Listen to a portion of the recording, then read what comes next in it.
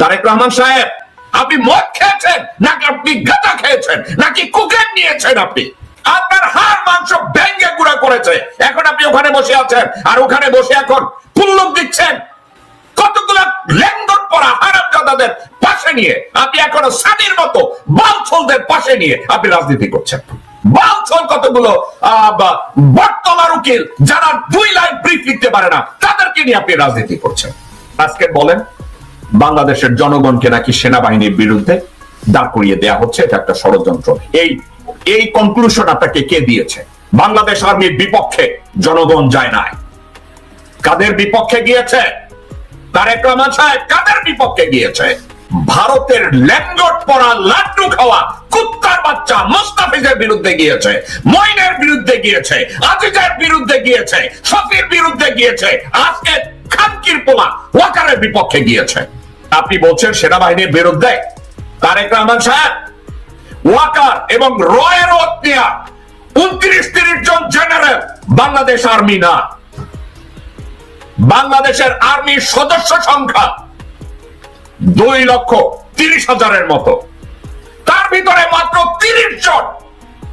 এই 30 জনকে রক্ষা করার জন্য আপনি তারেক রহমান পুরো আর্মিটাকে দোষ দেওয়ার একত্র করার চেষ্টা করছেন। বাংলাদেশের সেনাবাহিনী বাংলাদেশের মানুষের প্রাণের স্পন্দন।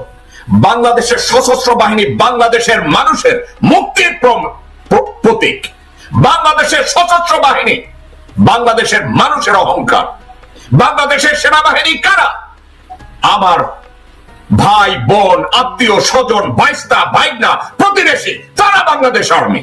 পূর্ব ভুল থেকে মানুষ শিখে, ব্যর্থতা থেকে শিখে, সেটব্যাক থেকে মানুষ শিখে। জানে তারেক রহমান সাহেব আপনি কি করছেন? গত 17 বছর 18 বছরে দেখি নাই আপনি লন্ডনে বসে কোন অন্য দেশের একটা সরকার প্রধান অথবা সাবেক সরকার প্রধানের সাথে আপনি দেখা করেছেন। দেশের জনগণ আর্মির বিরুদ্ধে যাচ্ছে না। আপনি এ ধরনের মন্তব্য কেন দিচ্ছেন? এই তথ্য আপনাকে কে দিয়েছে তারেক রহমান সাহেব? রয়্যাল লোকজন নাকি আপনার আশেপাশে কতগুলো বটতলার উকিল হারামজাদা পশু না ফারমান বসে আছে ওইগুলো? নাকি মির্জা ফখরুল, আব্দুল আওয়াল মিন্টু, আমির খসরু মাহমুদ, ইকবাল চুকু, সানাবাই, কারা? আপনাকে তথ্যগুলো কে দিয়েছে তারেক রহমান সাহেব? এই মুহূর্তে জেনারেল ওয়াকারকে সাপোর্ট করা আপনার জন্য খুব ফরজে আইন হয়ে গেল। জেনারেল ওয়াকারকে আপনি সাপোর্ট করছেন কেন? র সাইন করায় দিছে আপনার প্রধানমন্ত্রী বানাবে। তারেক রহমান সাহেব এবং মির্জা ফখরুল, আপনাদের দুইজনকে উদ্দেশ্য করে বলছি, জিয়াউর রহমান, শহীদ রাষ্ট্রপতি জিয়াউর রহমানের দলকে এইভাবে ধ্বংস করে দেওয়ার কোন অধিকার আপনাদের নাই। বেগম খালেদা জিয়ার অর্জিত বিএনপি কে ধ্বংস করে দেওয়ার কোন অধিকার আপনাদের নাই তারেক রহমান সাহেব, মির্জা ফখরুল।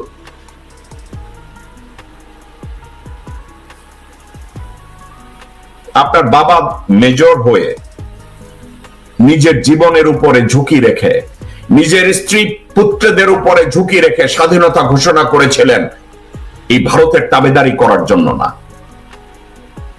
তারেক রহমান সাহেব, ভারতীয় চক্রান্তে পিটিয়ে আপনার কোমর ভেঙে দেওয়া হয়েছিল।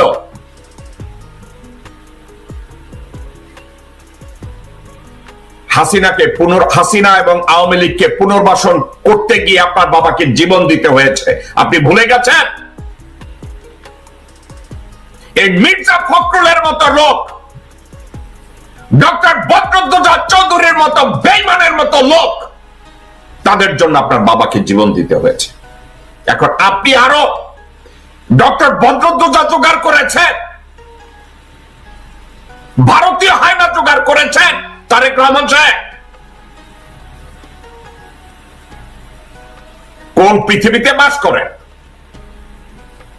আপনার পাশে কতগুলো ল্যাঙ্গট পরা হারামজাদা রেখেছেন, তারা আপনাকে বলছে জনগণকে আর্মির বিরুদ্ধে লেলিয়ে দিচ্ছে। তারেক রহমান সাহেব, আপনাকে নিয়ে আপনার বিভিন্ন কথা নিয়ে আমি সমালোচনা করতে চাই না। আমি বিশ্বাস করতে চাই আপনি জিয়া রহমান সাহেবের সুযোগ্য পুত্র। এ ধরনের বাহুত্রা, গাবুটাই, হুবড়িটাই, এ ধরনের মন্তব্য আপনি কোথায় পেয়েছেন? দর্শকবৃন্দ, তারেক রহমান একজন সশ্রদ্ধ, স্বজন, মানে খুবই বন্ধু বৎসল্য, খুবই ভালো একজন মানুষ। আমি এই হিসাবেই তাকে জানি। এর চেয়ে বিপরীত আমি কোনো কিছু আমি জানি না। আমি তারেক রহমানকে মনে করি তার শরীরে বয়ে রয়েছে জেনারেল জিয়াউর রহমানের রক্ত, বেগম খালেদা জিয়ার রক্ত। কিন্তু তারেক রহমানকে যদি এভাবে ভুল বুঝে ধরনের মন্তব্য তার মুখ থেকে বের করে এবং তারেক রহমান যদি এগুলোকে ভেরিফাই করতে ব্যর্থ হয়, এটা অত্যন্ত কষ্টের কথা। বেগম জিয়ার অসুস্থতার সুযোগে ভারতীয় আধিপত্যবাদী যেসব কুত্তারা রয়েছে তারা যদি চারিদিকে ঘিরে ধরনের কথা বলে, তারেক রহমান সাহেব, মির্জা ফখরুল এবং দেশের আজকের যারা এসব কথার সাথে বিশ্বাস করেন, আমি তাদের উদ্দেশ্যে একটা কথা বলি।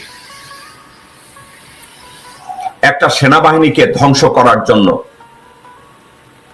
ওই দিনই ধ্বংস করার পায় তারা শুরু হয় যেদিন জেনারেল মোস্তাফিজুর রহমানকে রিটায়ারমেন্ট থেকে ব্যাক করে রয়ের ওত নেয়ার পরে তাকে সেনা প্রধান করা হয়। ওই দিনে বাংলাদেশ আর্মি ইনস্টিটিউশনের ভিতরে রয়ের গোড়াপত্তন শুরু হয়। 96 সালে আপনাদের মনে আছে, জেনারেল মোস্তাফিজকে রিটায়ারমেন্ট থেকে ডেকে রয়ের ওত প্রথম নেওয়ানো হয়। তাকে রয়ের ওত নেওয়ানোর পরে তাকে আর্মি চিফের দায়িত্ব দেওয়া হয়। দর্শকবৃন্দ, তারপরে শুরু হয় মোস্তাফিজের পরের থেকে কতগুলো, এখন দেখি কয়েক জায়গায় মন্তব্য দেয়। ইকবাল, করিম ভুইয়া, মবিন, আজিজ চিন্তা করেছেন আর্মির স্ট্যান্ডার্ড কোথায় নামিয়ে নেয়ার পরে আজিজের মতো একটা দুষ্কৃতিকারী পরিবারের একটা হারামজাদা তাকে আর্মি চিফ বানানো হয়। তারপরে শফির মতো কাঙ্গাল, ভাতের কাঙ্গালকে আর্মি চিফ বানানো হয়। তারপরে কি তাই মইনের মতো একটা হুবড়িকে বেগম জিয়ার আপন ভাই সাইদ ইস্কান্দার ক্ষমতাকে কুক্ষিগত করার জন্য একটা লিলিপুট হারামজাদা মইনকে সেনাপ্রধান বানায় এবং তার খেসারত যায় তারেক জিয়ার উপরে। তারেক জিয়াকে পিটিয়ে পঙ্গু বানানো হয়। তাকে অকথ্য ভাষায় নির্যাতন করা হয়েছিল। তারেক জিয়া, আপনি কি এগুলো ভুলে গেছেন? তারেক রহমান এ ধরনের রেকলেস, এ ধরনের স্টুপিড কথাবার্তা দ্বিতীয়বার আপনার মুখ থেকে আপনি বের করবেন না। আপনাকে গালি দিতে আমার কষ্ট লাগবে। এ ধরনের ননসেন্স কথাবার্তা আপনাকে কে বলে দিয়েছে?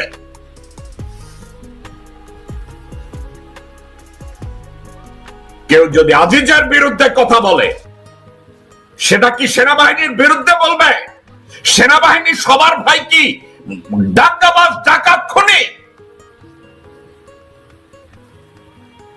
কেউ যদি শফির বিরুদ্ধে কথা বলে, শফি হচ্ছে ভাত না খাওয়া কাঙ্গাল, মঙ্গা, গাবু। এর অর্থ কি? সেনাবাহিনীর বিরুদ্ধে হলো মইনের বাচ্চা, মইন এই খানকির পোলা ভারত থেকে কয়েকটা ঘোড়া নিয়ে শুয়ারের বাচ্চা বাংলাদেশটাকে ভারতের হাতে তুলে দিয়ে শুয়ারের বাচ্চা, বেঈমানের বাচ্চা এখন ফ্লোরিডায় বসে রয়েছে। সেটা আর্মির বিরুদ্ধে না, এগুলো ব্যক্তির বিরুদ্ধে। 2,30,000 সেনাবাহিনীর মধ্যে, সশস্ত্র বাহিনীর মধ্যে যদি 30 জন, মাত্র 30 জন, 1% না, মাত্র 30 থেকে 35 জন, 50 জন, এরা হচ্ছে বেঈমান, এরা হচ্ছে দেশদ্রোহী। এরা বাংলাদেশের জনগণের জন্য কাজ করে না, এরা দেশের অস্তিত্বের জন্য কাজ করে না, এরা কাজ করে তাদের প্রভু ভারতের জন্য। অশোক স্তম্ভ তাদের টার্গেট, বাংলাদেশের জাতীয় শাপলা তাদের টার্গেট না, বাংলাদেশের জনগণের মুক্তি তাদের টার্গেট না, বাংলাদেশের সীমান্ত রক্ষা করা তাদের টার্গেট না, বাংলাদেশের জনগণের অধিকার রক্ষা করা তাদের দায়িত্ব না, বাংলাদেশের ভোটাধিকার অর্জন তাদের কর্তব্যের মধ্যে পড়ে না। তারা শুধু ভারতের স্বার্থ রক্ষা করবে ৩৫ থেকে ৩৫ জন। এই মির্জা ফখরুলের মতো ফটকা, মির্জা ফটকা, মির্জা আব্বাস, এই মির্জার এই দুই কুত্তার বাচ্চা, হারামখোর বেঈমান, এই শুয়োরের বাচ্চা দুইটা, আমির খসরু মাহমুদ একজন, এই আরেকটা বিশাল পোলা। সবাই খালি আমাকে বলবে যে ভাই আপনি গালি দেন, এই খাকি পোলাদের আপনি কি বলবেন?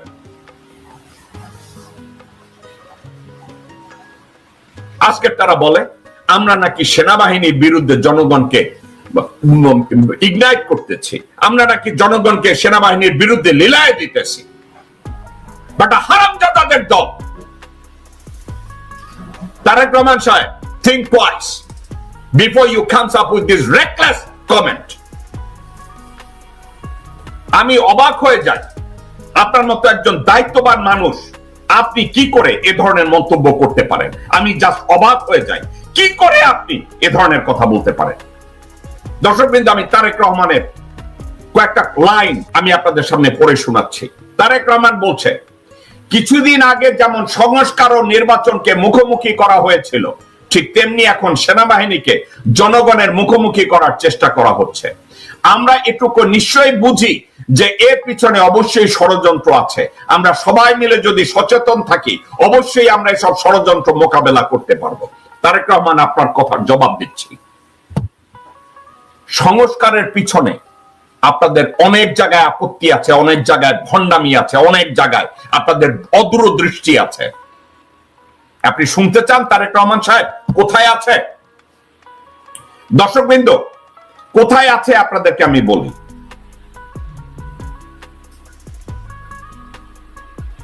সংস্কার কর্মসূচির মধ্যে একটা জায়গায় ছিল একজন ব্যক্তি সর্বাধিক 2 বারের বেশি প্রধানমন্ত্রী হতে পারবেন না।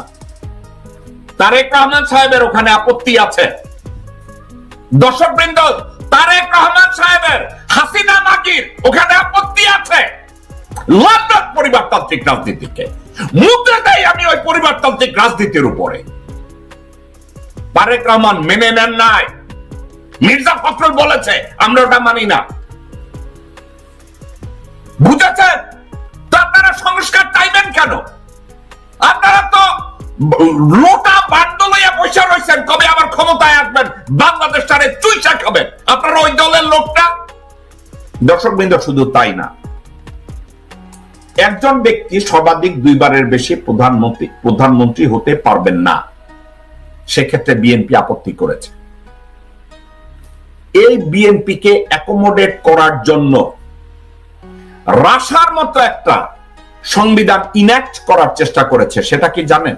বলছে ওকে, হতে পারবে 2 বারের বেশি, তাহলে কি করতে হবে? 2 বার প্রধানমন্ত্রী হয়েছে, তারপরে মধ্যে আবার একজন আর অন্য একজন আর নির্বাচিত হইতে হবে, পরে আবার তিনি ব্যাক করতে পারবে। এর মধ্যে এর অর্থ কি? আপনাদের রাশিয়ার নির্বাচনের কথা বলি। ভ্লাদিমির পুতিন ইলেক্টেড প্রেসিডেন্ট হলেন। এখন রাশিয়ার কনস্টিটিউশন অ্যালাউ করে না ভ্লাদিমির পুতিনকে কন্টিনিউয়াসলি যুগের পর যুগ প্রেসিডেন্ট থাকার। তখন ওই কনস্টিটিউশনের ভিতরে একটা ফর্মুলা তৈরি করলেন। পুতিন প্রেসিডেন্ট থেকে রিজাইন করে প্রধানমন্ত্রী হলেন এবং মেদভেদেভ পুতিনের একজন পাঁচাটা গোলাম, তাকে প্রেসিডেন্ট বানানো হলো। মেদভেদেভ প্রেসিডেন্ট হওয়ার 4 বছর পরে আবার পুতিন প্রেসিডেন্ট হয়েছে। দর্শকবৃন্দ, বাংলাদেশের কনস্টিটিউশনে এ ধরনের একটা অ্যারেঞ্জমেন্ট করার চেষ্টা করেছে। সেটা হলো এই যে 2 বারের বেশি কেউ প্রধানমন্ত্রী থাকতে পারবে না। আর যদি প্রধানমন্ত্রী ওই ব্যক্তি একই ব্যক্তি আবার প্রধানমন্ত্রী হতে চায়, মধ্যে তাকে একবার একটা টার্ম অন্য একজনকে প্রধানমন্ত্রী হবে, তারপরে আবার আসতে হবে আরেকজনকে। বিএনপি সেখানেও আপত্তি করেছে। এর অর্থ কি জানেন? মোরা একবার ক্ষমতায় নিলে ওইটারে সাক্তা করে পকেটে রাখতে হইব। বিএনপি সেখানে আপত্তি করেছে, তো ওনারা সংস্কার চাইবে। আপনারা মনে হয় এই বিএনপি সংস্কার চায়? তারেক রহমান বলেছে, আর সংস্কারের কথা বলা হয়েছে। তারেক রহমান সাহেব, are you still inside the home of your mother? Where are you? Have you ever been discussed or confronted with the policy discussion?